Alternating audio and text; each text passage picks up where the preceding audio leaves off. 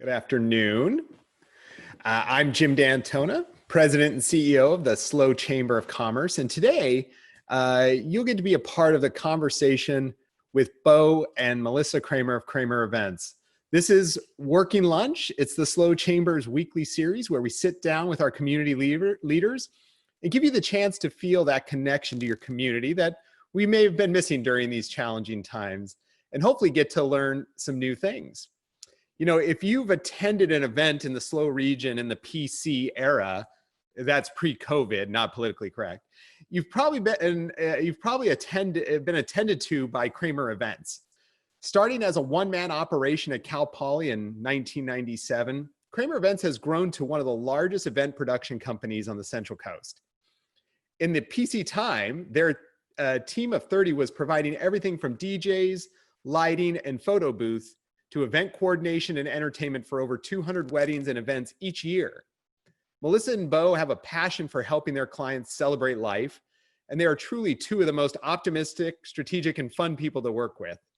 Characteristics that are vital to weathering the pandemic hit to our local and statewide events industry. I'm looking forward to hearing their thoughts about what it is to what it's like to work with your spouse, ways they are investing in their business right now, and what the future may hold for one of the largest industries on the Central Coast and maybe the most impacted in our state. Melissa, Beau, thank you so much for being here. Cool, thanks for having us. Thanks for having us, Jim. Well, it's such a pleasure. So as we always kind of start these conversations, where are you zooming in from today, and what was for lunch? Well, we are zooming in from our house in San Luis Obispo. We are fitting this in, and we really appreciate being here in between being teachers, teaching our school during this whole virtual learning wonderfulness these days. Our kids are elementary school age, 1st and 4th, so I'm back and forth between them. And we bribe the kids for a half hour. They get digital devices. And yep. They're loving it. They love it. So if you see them sneak their head in, you know, they love to say hi. Yep. And we're in our guest room right now, but that's okay. Well, it's funny because that is the new kind of normal, right? That we end up with the having to zoom in from a room where we can kind of scratch out a little time, and especially when we're doing, where we're being teachers along with having to do our jobs. So we're so appreciative you guys are here today. So let's just kind of start from the beginning. You know, what initially drew you to the events industry? Well, first shout out to Mama's Meatball. We just grubbed on them and it was amazing. The Orchete Comprojole is phenomenal. They make their own sauce. It's killer. But amazing. Anyway, amazing. So I started back in my dorm room with 2 turntables underneath my dorm room bed and a microphone, which is funny because there was a song out about that, and 2 turntables and a microphone. So, so just was jamming parties there at Cal Poly, and I think I did my first event for $50 in beer, and from there learned how to do weddings, and realized really quickly that at an event, a lot of the professionals were siloed. Like, okay, this is my thing. I'm going to DJ. That's it. Or I'm going to do photography and that's it. Or I'm going to do videography and that's it. And I realized at that time there wasn't a lot of collaboration. And I had a different philosophy about how it's almost military. Like, you help the person to your right or left, in our case, vendors, and the whole event goes better. So like my philosophy has always been come prepared, get our role done, but just be so prepared that you have all this extra time to help everyone else, because usually the vision of the event extends way beyond what you're actually working on. And so that philosophy is like how we started Kramer Events. And it's it's, as someone who been through our own wedding and done these work, it's amazing to have someone that could help shepherd this through. And obviously you guys have earned that reputation of being able to kind of assist everyone like that. And done a great job at it. But how did you guys meet, and when did the 2 of you start working together on this? Well, I like to say I came home from work one day when in the 3 months I actually had a different job selling cell phones, and she was on my couch when I got home from work, and it was yeah, he had it easy. We say the dating stork brought me. This was back in 2002, and I girlfriend and I came down to San Luis Obispo, and I had some friends that just finished up Cal Poly. They said, come hang out before we leave. And my friend had roommates, and one of his roommates was Beau. And, you know, it's even more of a small world. Come to find out, his mother was my 7th grade art teacher. He grew up in the same area I did, up in the Bay Area in Danville. What represent Bay Area? But we didn't know each other. But his mom taught all of our friends, you know, and then some. And it was just crazy. And now we did a long distance relationship. I was finishing up Cal State Hayward up in the Bay. Don't know how I graduated, but I did. Something in the wine here in San Luis Obispo was so hard to ever leave. And, you know, we got married in 2006 and bought a house in Paso, lived there for 10 years, and then moved to SLO in 2015. And I came in the mix, you know, no pun intended, with Kramer Events shortly after my term at San Luis Obispo Chamber of Commerce, doing the membership there. So in 2008, the economy went to hell in a handbasket, and my husband wanted to grow a company, and he said, I need a salesperson, and I said, okay, fingers crossed, and we haven't looked back. So here we are. That's amazing. So it's, you know, we'll get more obviously into this current COVID era, but so you've already been through what probably would have felt like a complete, like the worst financial time ever, as you were kind of putting it. Was any of that helpful in terms of where you kind of see your business today, in terms of how you're kind of getting through this, though obviously completely different? Yeah, I think, like, are you talking like in 2008 when the recession compared to now? We had like low overhead back then, and we were just emerging in the market. And so for us, it was, you know, we didn't really have a huge rent or any payroll to really bog us down. So it was kind of a good point for us to grow, you know, strategically back then. And that was our highest growth time, was coming out of that, because we were aggressive with advertising and just all the things we were doing. So for us, it was a good thing. And, you know, parlaying that to now, I think some of those elements come back around. Like, now we're bigger, right? So now we really have to have the overhead conversation. How do we really tighten the belt so that we can, you know, thrive in this situation? You know, there's opportunities, but it's a totally different playing field, because it's not like a, you know, a common financial thing. It's very, you know, kind of siloed into different industries heavily, whereas other ones aren't as impacted. So it's totally different, but some of the same principles apply. Well, in fact, and so for the folks watching, you know, if you have questions for the Kramers, go ahead and put them on the Facebook Live. I'll be watching that. But you're hitting onto a great spot here. So, you know, obviously, almost no one has been completely spared in the pandemic, but obviously the events industry has been hit maybe the hardest. Can you give us a feel of the scale of the local impact right now? Yeah, I mean, it's pretty devastating. It's the biggest blow we've ever had as an industry. I mean, having a pandemic and not being able to hang out together, you know, on a large format, it pretty much it makes it difficult to do almost all the services that the industry has to offer. You know, some people are pivoting in different ways, but it's devastating. And I think it's a real big morale bust for our whole industry. And it's difficult for everyone to stay positive right now, because there's a lot of financial duress right now. There's a lot of people. I've got friends that have already declared bankruptcy, or in stages of bankruptcy, or selling their business for pennies on the dollar. You know, and everyone's kind of got a date in their head and that owns an event industry business, and it's their death date. You know, there's everyone knows how long they can bleed for until, you know, we need to have the economy back, or their business can't survive. And it's a weird thing, but everyone in our industry has that date. And it sounds kind of harsh, but he's really not.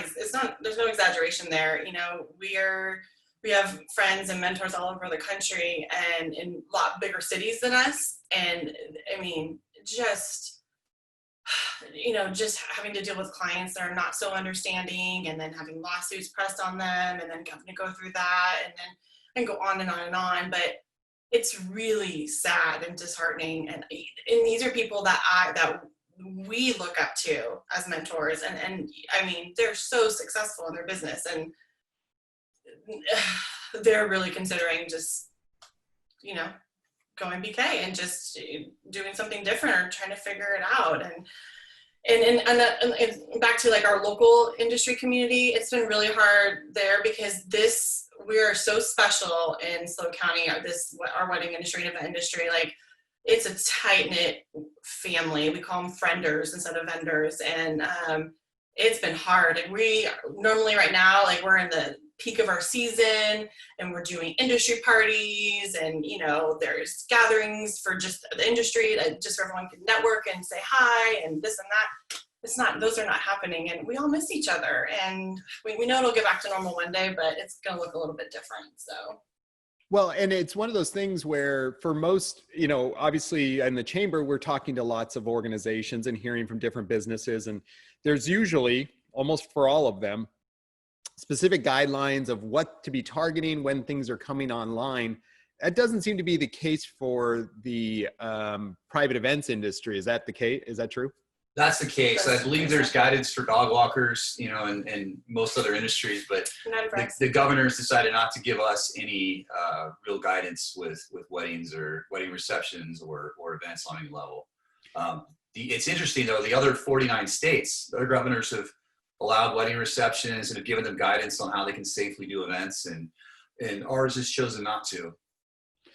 Well, and I think you guys are an inherently creative industry, so it does seem that maybe the lack of guidance could unintentionally create more risk where people are going to try and figure out how to do those things anyways.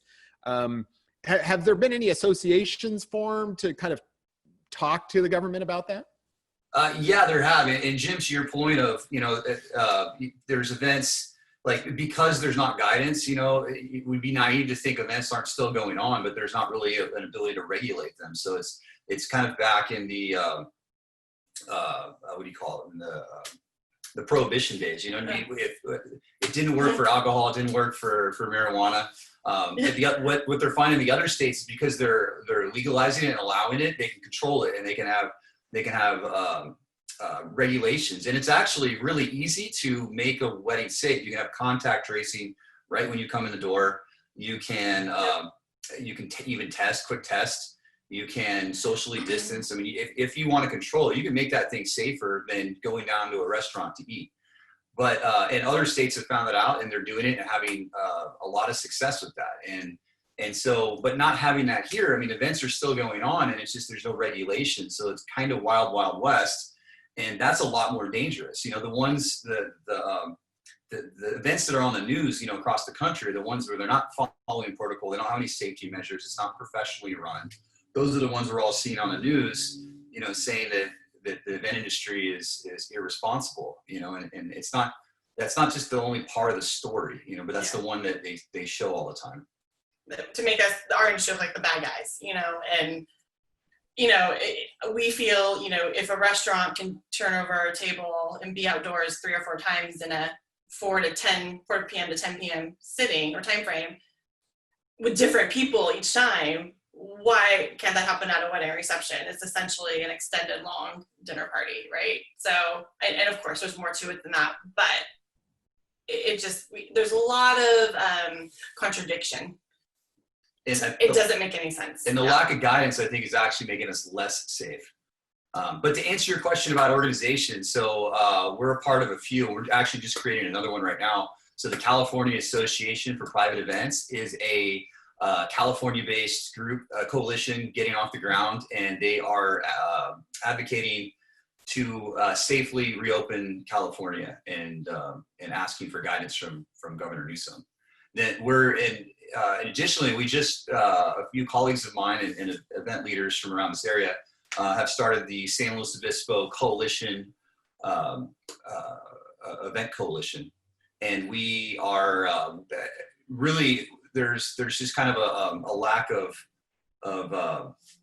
communication and understanding about how to get through this together. There's a lot of lack of a better word, hopelessness and frustration, fear, anxiety. And so we just need to come together, and it's, we're trying to have that as a vehicle for us to just exchange information about what's going on.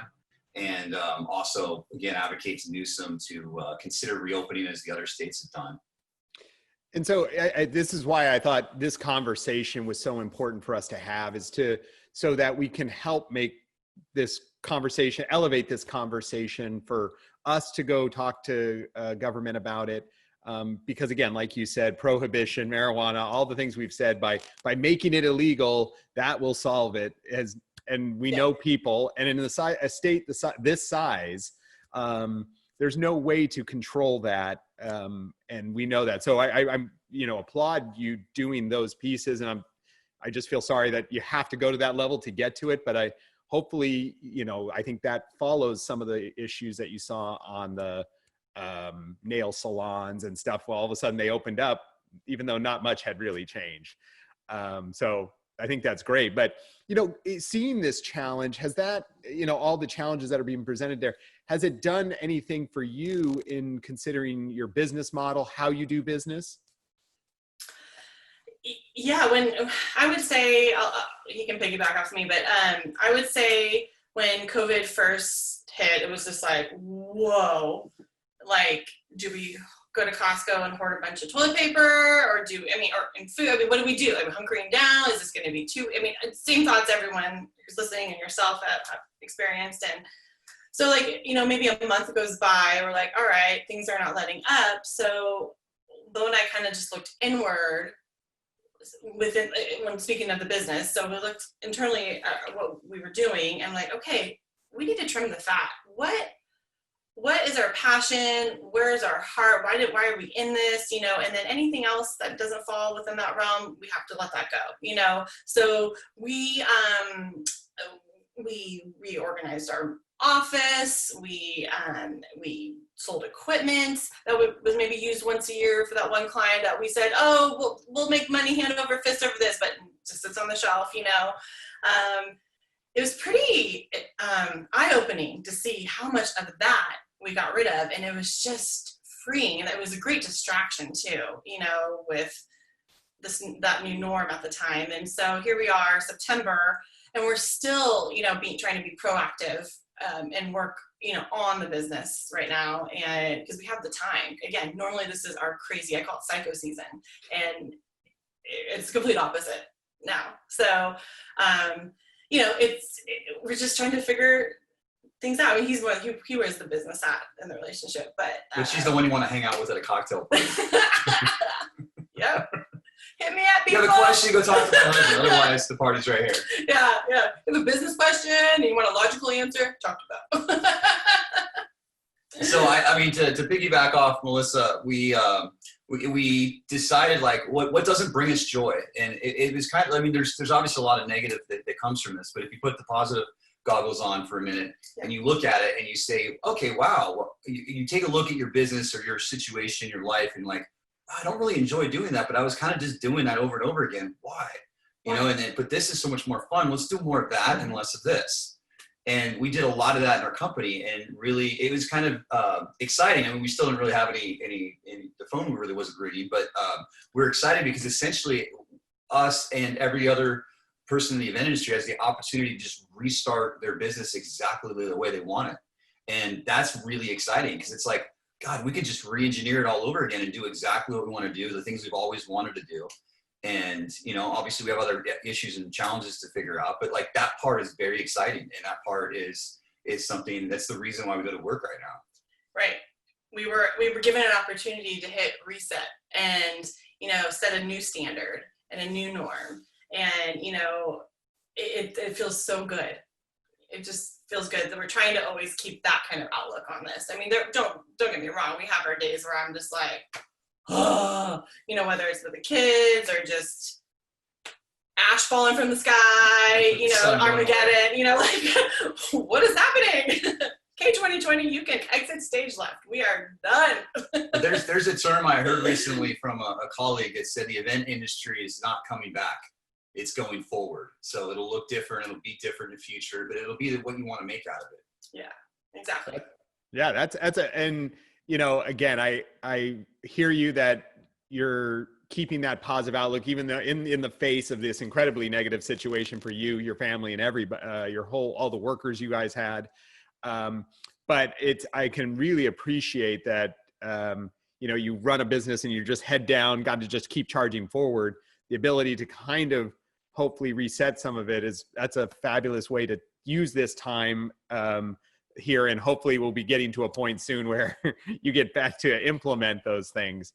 I heard you also say something about, the slow event kind of coalition or group. So, I would assume you are all kind of competitors. Has that changed in that you have found that commonality between each other on, survival and helping your frienders get through this? Yeah, I think I would say I've changed my thinking a lot more. I used to be more of a finite mindset where, okay, we've got to go accomplish these things, and I'm much more collaborative and infinite. So on a personal level, like I'm chatting with my direct competitors at least once or twice a week, just helping them. They're helping me. I mean, we're kind of doing things together, sharing resources, documents, and that's been really cool. So like relationships that I haven't really talked to in a while, competitive relationships are actually, we're really starting to collaborate more, and I'm seeing other people in our industry start to do the same. So that is really, that could be a great thing coming out of this. It's just the need to get through this together. I think we'll pull a lot of people together, and I think my hope is that our industry will be shifted in a much more collaborative. It already was, but I think it's going to go to the next level with collaboration, and has the potential to do that, which is going to be awesome. I mean, I can't tell you how many text messages I sent or I received, especially in the beginning when the people who like are in the sales seat with their job in the industry, like they're booking the clients, handling the contracts. So, when this hit, all the postponements or the cancellations for the weddings and events came in, and I can't tell you how many times I would text my friend April over at the Slow Rock. I'm like, how are you handling this? What do you say? It's, and vice versa. And I've had other vendors do that with me. Like, Melissa, how did you handle this? Are you giving refund? We all need each other, and we still do. I mean, it's not over, and we're still dealing with postponements, and going into next year, our peak dates are pretty much booked up. So we're really, I feel bad for our incoming newly engaged couples, because I'm like, hey guys, you got to really get on the ball now. Let's book now. We still have a few openings, or consider a non-Saturday, like a Friday or Sunday. I'll hook you up. Which I think are better. Fridays and Sundays. Wrong. Yeah, but it's very much collaborative. It's an even playing field now. In fact, one of our competitors, frienders, dropped off freshly baked bread to us this morning from Farmhouse Market, just right down the street. And it's like, it's awesome. It's great. Yeah, just in general, you have a pretty special place, but that industry that you're working in is such a high-touch, person-connected industry. I'm glad to see that folks are kind of reaching out to help. But it does seem that we are at least turning some corners. I did see a Kramer Events posting at a winery, helping out, kind of trying to get set up recently. So are there some events that are kind of going forward and that you can work on or coming up in the future, you think? There's a few. There's some private dinners that we're helping out on. There's a few things here and there. It's kind of on pause. I'd say we're about 10% normal operation until we get some guidance one way or another. We've got a stack of companies that are wanting to celebrate with their teams and throw year-end parties, and they're kind of waiting to figure out how to do that. Yeah. We've tweaked our services, so we have all these touchless options now and socially distanced options, which is rad, but I think they're just waiting for the go-ahead from venue, for the governor first, right? And then venues to be able to host them. So everyone's just, it changes day by day, but we're hopeful to be able to start reemerging some of our services again out in the community, as we get to the next stage of things.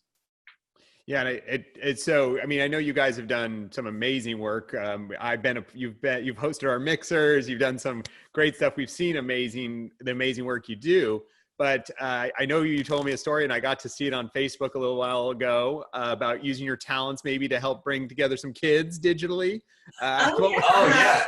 Tell that story a little bit. Yeah, DJ Daddy over here in the mix live from our garage. And it was just a fun thing for Nikki to get her class together over at Los Ranchos, because it was weird. Everyone had to go home, and do the last couple months from home, and so it was like one fun thing to just get them all dancing and have fun. So we set up in the garage, we live streamed over Zoom, figured all that out, because learning how to do that with the right audio is not as simple as you would think. Yeah, right? it's a whole different thing. Yeah. And so we got to jam and have a blast and just try to make lemonade out of lemons. Yep, I was dancing, had the kids dancing, and we plan to do that again. I mean, we're still distance learning, so I'm sure if they haven't already thought of it, the PTA will hit us up, or we'll just, of course, whatever they need. Why not? It's so cool and so fun for your kids. I mean, I'm sure they take it for granted that like this is just what mom and dad do. But for all those other families there, that's such a cool deal. I love that you did it, and so I wanted to hear you tell that story a little bit. So I can't believe we're already getting close to the end of this conversation. I just want to see, is there something that with all of these changes and stuff that you think maybe personally or professionally you're going to hope taken out of this that you hope will be permanent? Yeah, I mean, I'll answer for so like for me it's finding out what you want to do. Like when you have the time to pause, look around and say, wow, I like doing that. Let's do more of that. I want less of this. And I think that's both personal and business. Not being afraid to shift gears. But the most important thing for me, at least, especially in our industry, because you could legitimately say the sky is falling, right? And wake up every day and start your day saying that. Or you can say, wow, despite the sky is falling, like what are the cool things around me? And you can kind of trick your brain into being positive and look at life that way. And all of a sudden these opportunities that you wouldn't have seen are emerging because your mind is in that place. So I think the most important thing for me is just focusing on staying positive and you'll find that those positive outcomes will find you. Yep. We're big Hamilton fans, and I think of the song, look around, we're so lucky to be alive right now. I literally sing that song in my head. It's called me cheesy, but love me some Broadway, woo woo, right? So I just kind of, that's my little internal song, and look on the bright side. I mean, we have our health, we have our roof over our heads, we're still booking events for next year, and into 2022. So that's good. That's the cool thing about the event industry. Like we get something called booking fees and initial payments, and it's like, yes. And so yeah, and thinking outside the box. And again, this is your reset button. Do what you want, not what you have to do. So that's. Yes. And you hit right onto you touched my soul there with a little Broadway singing. That is. Everyone's like, okay, Melissa, that's enough. No. I'm sure there are folks out there going, D'Antoni, you need to sing, and there's no chance I'm going to do that yet because I haven't warmed up the pipes. But love that you have the Hamilton song. That's fabulous. I was about to jump in and sing along with you. But okay.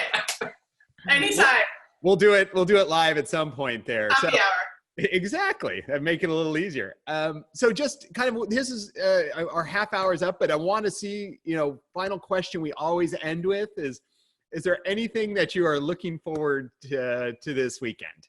Oh yeah. Yes. We're having her family down, and how the typical in-laws aren't, you're supposed to not like your in-laws. Not the case with her. It's a package deal. These guys are awesome. And they're coming down to hang out for the weekend. My sister and her husband, both Cal Poly graduates, they love it here, but they live up in the Bay, and they have a 4-year-old and a 4-month-old, and they haven't been down. It's been too long since they've been down here, and I'm so excited to see my niece and my nephew. My 4-year-old niece thinks it's like better than Disneyland. She gets to come to Auntie Missy and Uncle Beau's house and see Nikki and Tommy. So it's just going to be a nice weekend. They're on their way down right now, so we're excited. That's awesome. That's so cool. Well, Melissa, Beau, thank you so much for spending the quality time with us. And if people want to find Kramer Events, what's the easiest way to find them? Just kramerevents.com or Kramer Events on Instagram or Facebook. Yeah. Fabulous. Well, thank you both so much for being here. And to everyone in the audience, thank you so much for eating lunch with us today. We hope to see you next week when we're joined by Farm Supply CEO Kara Cry to get an inside scoop on their stores and the impact of the home garden improvement boom with all that time. So if you have an idea for a future working lunch guest or someone you want to learn more about, send us an email at slowchamber@slowchamber.org. Thank you, everyone, for tuning in. We hope you have a wonderful weekend. And once again, thanks, Melissa and Beau, for being here. Thank you. Bye. Bye. Thank you.